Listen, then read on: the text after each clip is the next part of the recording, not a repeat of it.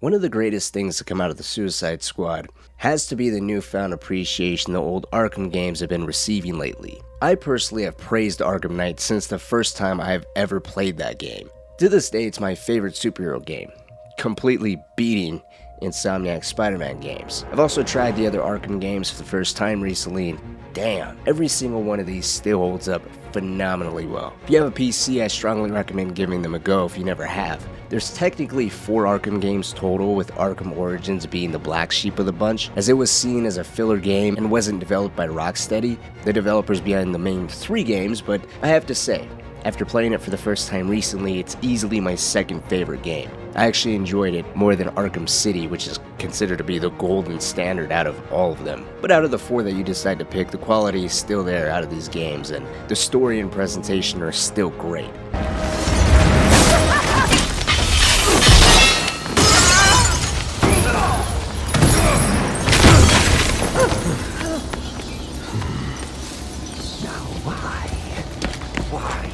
Why would you do that?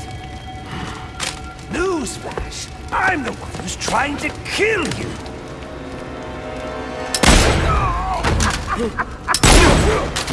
Those were 2 very, very bad men.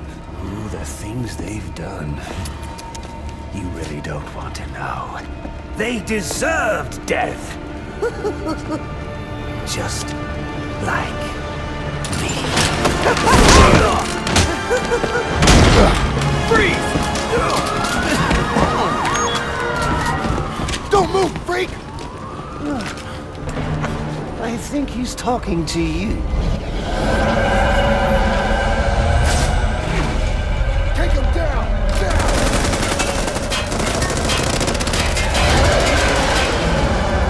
I just think I had my expectations on Origins so low that what I got blew me out of the water. That was more than satisfying. I'm currently on my New Game Plus run, but I digress. Suicide Squad unfortunately has fallen short in terms of quality, presentation, and overall direction. There's many different reasons as to why or where the game and its development went wrong, and of course, there was some unforeseen stuff that attributed to a little more backlash, such as the untimely death of the legendary Kevin Conroy, the man who's the iconic voice of Batman. But from my humble perspective, Batman's death, Rocksteady's apparent lack of respect for the character that defined their studio, among some other questionable things such as going from a single-player narrative-focused experience that Rocksteady's became known for to only pull a complete 180, opting to go all into a live service shooter experience with less of a focus on the narrative. I think even if the story was better in Suicide Squad, if what we got was longer, if Batman was even respected a little bit more and given an honorable death, the bottom line is this. This game should not have been placed within the same universe that the Arkham games take place in. It does nothing but hurt the game beyond redemption. Lore, story-wise, even gameplay-wise. I can't tell you how the addition of Riddler, for instance, just makes me want to go back and replay Arkham Knight. Hearing him taunt you over the intercom to look for his shitty riddles and trophies. I mean, I've never liked him in any of the Arkham games. He's more of a nuisance, and I don't like puzzles in video games. I mean, it's just my personal taste. I'm not really shitting on him, especially if you like puzzles. Hey, do your thing. Personally, I just never liked him or his whole shtick in the Arkham games. Yet, hearing his voice makes me want to go back and just play the Arkham Knight. The traversal in that game is so much better. Batman's gliding, you get around faster. It's a little more entertaining. Even the Batmobile, it's another element so many people criticize and complain about over time, but I would argue it's still a lot better driving the Batmobile than getting around Metropolis as any of these 4. Seeing the Penguin return and the sad addition that is Poison Ivy as a child. I say Riddler's the biggest offender to me in terms of people returning, inspiring me to go back to the older games, but these in total, I would argue, are characters that didn't really need to come back. Penguin could have either been assigned to Gizmo, making him the weapons manufacturer of all sorts, or even having some no-named NPC from Argus take the role. Hell, Lex Luthor at the end of the game could have also covered it. Penguin himself doesn't add much to the position within the overall story. Sure, he has some history with Harley Quinn given the exposure that we had to their interactions from the older game, but that's really it. He just returns to serve the purpose of a weapons dealer. Ivy, I have no idea why. They should have just left her dead. Honestly, her send off in Arkham Knight, sacrificing herself to save Gotham, I think was a very good way to end the character, and all of a sudden she's going to return in this game as a kid. It also becomes a little weird when you realize that Harley and Poison Ivy had a relationship at some point in time. So then there's the museum section at the beginning of the game, the moment when brainwashed or evil Batman is introduced to you. I don't think anybody would argue that this entire portion of the game is the best part. It is really terrifying to be on the receiving end of Batman preying on you from the shadows, and knowing that he's different from before, having no limits, willing to take a life. I mean, it sounds terrifying and the sequence is well done, but if you think about it, death may actually be sweeter than being physically handicapped for the rest of your life. Come to think of it, I didn't really know where to mention this, it just came to me right now. This sequence is also undercut by Batman's own death in the game. During his exchange with Harley Quinn, she says that he's still too good. He can't change, and deep down he's... You think you're a team now? You're herd animals, dependent on someone else to survive. Like you, Harkness. An illiterate alcoholic who's desperate for the spotlight. And Floyd's a deadbeat dad. Sharky's a freak who'll never be a real boy, and I'm... What was it? Oh yeah, I never was too bright. Get some new material, jerk off. You know, Joker used to be real good at hurting people with words. But you, boop. Even when you're evil, you're still too good. And it's that point right there, Batman's will. It's legendary to say the least, especially within the same Arkham universe all the games, including Suicide Squad, takes place in. It could have just been a small exchange with Harley Quinn trying to really bask in the moment where she finally has the upper hand, but if we're gonna highlight the fact that Batman is still quote-unquote too good, even though he's evil, then Rocksteady takes us back to one of the core pillars of all the Arkham games, Batman's will. If we go all the way back to Arkham Origins, what's believed to be Bruce's second year as Batman, he's exposed to a neurotoxin that's administered by an assassin that was hired to kill him by the name of Copperhead. The neurotoxin, as it takes hold of his body, gradually degrades his health. It ultimately is going to kill him, but while under the effects of the poison, he also begins to hallucinate. The hallucinations are pretty insane. They begin with Alfred calling him nothing more than a rich, spoiled brat that disappoints him in the Wayne name. Then, as he walks down the hallway, the people Batman previously watched die, even though he tried his best to save them, come back to life and taunt him. Let them die. How many more must perish before you realize? Savior, you're a curse upon this city. A plague on all of Gotham. Leave us alone! We were better off without you.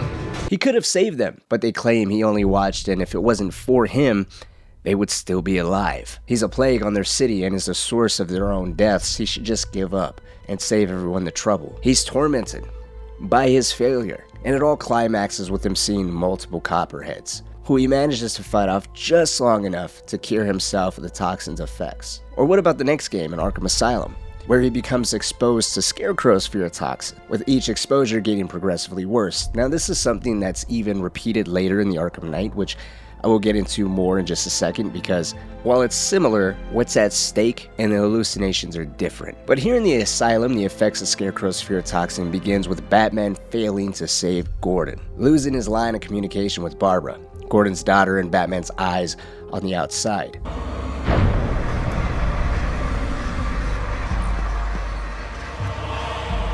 Barbara, I'm sorry. I was too late. I'm sorry. The number you've dialed isn't available. Please leave a message after the tone. Barbara, are you there? Please hang up your phone.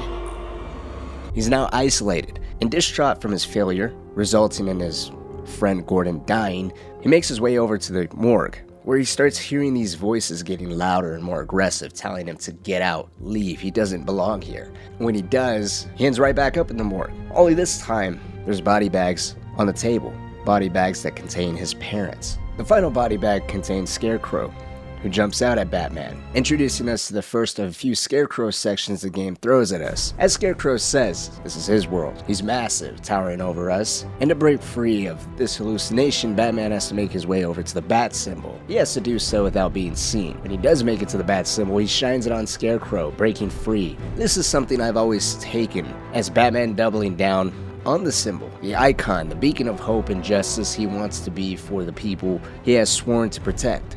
His will, his belief in himself is so strong, Scarecrow's doses of fear toxin that subjects him to reliving his parents' death as a child, re-entering Arkham Asylum as a patient, watching the Warden, Gordon, Aaron Cash, and all the other guards get marched off to their deaths, while he's strapped helpless to a gurney, diagnosed as mentally insane with delusions of grandeur, never really recovering from the death of his parents, to then fighting off skeletons that is revealed to us aren't actually real inmates that he's fighting, but because he's so lost in his own mind, he believes he's fighting off skeletons. During this game, Scarecrow outright says that Batman ingests enough of his fear toxin to successfully make 10 grown men go insane, and he brushes it off like it's nothing. In Arkham City, Batman suffers more hallucinations and poisoning. Only this time, instead of fear toxin, it was because he was infected with Joker's blood. Joker's blood is slowly killing the Clown Prince of Crime, and in order to get a cure, he infects Batman with his blood, hoping the world's greatest detective could find a cure for the both of them. Not too long after his exposure, Batman's health begins to deteriorate,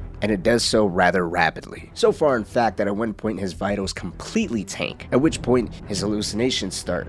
It's not as long or as persistent as in other games, but I would say it's just as significant. His parents appear, beckoning for him to join them.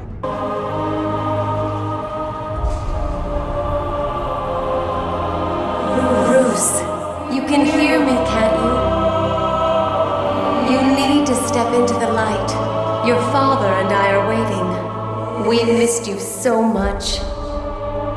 In the Arkham Knight, the whole underlying premise of the game is Batman's will. He's constantly exposed to a newer, stronger, more potent version of Scarecrow's fear toxin. Scarecrow's been lying in wait for 2 years perfecting this batch, a batch that he inadvertently creates a second problem with Batman. You see, without overcomplicating everything, the bottom line is Joker's blood is still in Batman's system, and while he isn't exactly dying from it anymore, it's slowly turning him into the Joker. When Batman became exposed to this new batch of Scarecrow's fear toxin, it resurrected Joker in a ghostly way. He's still dead, but now Batman sees him everywhere. He becomes a companion of sorts, taunting Batman for his failure, why he keeps handling crime the way that he does. It's easier to just give in. Give in to the fear toxin, which would mean stop resisting what Joker's blood is doing to him. Let him change. Become Joker. Become a newer, darker Batman. A Batman that Joker constantly tells him this city deserves. A Batman where you don't have to trouble yourself with sparing lives. It's much easier and more fun to just give into the chaos. You see, with the previous iterations from Copperhead in Origins or Scarecrow in Arkham Asylum, and even to a degree, Joker's blood in Arkham City, there was still a chance to free yourself. Copperhead, there was an antidote. Scarecrow's fear toxin during Asylum wasn't that strong, the effects would eventually wear off. Arkham City was strictly because he was on his deathbed. Once he became healthier, the hallucination subsided. But here within Arkham Knight, him being exposed to the fear toxin triggered something that he could not escape from. Joker's blood is in him. His biggest fear is giving into that, is becoming Joker. Because once that transition happens, there is no one that can stop him. And he is aware of that. It's not until the very end of the game, where he's injected with so much fear toxin, that he has no choice but to face his fear, but to face that apparition of the Joker that continues to haunt him. And by what Rocksteady gives us at the end of Arkham Knight, it appeared that he won that fight. He had a battle within his head and he locked Joker away deep within the confines of his own mind, never to return. So you're gonna tell me that after being exposed to a neurotoxin in his second year and then constantly having to deal with Scarecrow's stuff and then Joker's blood, and then the entirety of Arkham Knight where he literally could not escape from this hell, having to save an entire city that descended into chaos and all of his biggest villains are now free, running rampant on the streets, where there was seemingly no hope. Because we gotta add on top of that, he has to be self-aware of what he's doing, how he's handling every single encounter with the Penguin, Two-Face, or any other villain that's out in these streets. He can't give in too much to his rage or anger because any small slip-up and he loses control. Control is completely handed over to the Joker and the transition will begin. Unless it's explained somewhere deep down and I haven't found it, on the surface what we get within Suicide Squad, there's not enough to provide enough information as to how, why, or a valid reason as to why Batman gives in now. Sure, it's easy to just sign it away, oh, it's alien technology, he's been brainwashed. It may have been an easy way to just dismiss it and overlook it, but by setting it within the universe of the Arkham games, where we have so much to pull from in terms of what he's capable of and how he's overcome so many different things before, physically and mentally, his body and mind's been through hell through all 4 games. It's just a lazy cop-out, and I understand why so many people get angry with it, but I wanted to show that within their own games, it just doesn't make that much sense. And unless they can really deliver something in the endgame content, which I don't think they will, considering this game is all about the gameplay itself and not so much the world or the lore, which is interesting, considering everything they try to do to tack onto this universe, but it's just another overall reason as to why it does make sense. Why so many people are refusing to believe that this does take place within the Arkham games universe. But let me know what you think about all this. What's your stance on Batman's will, or why, how, or the actual reason behind Brainiac's solid control over him? Maybe there's something there that I've missed. Let me know down in the comment section. I'd love to hear from you. But like always, my name is Cynic. Thank you so much for watching, and I'll see you all in the next video.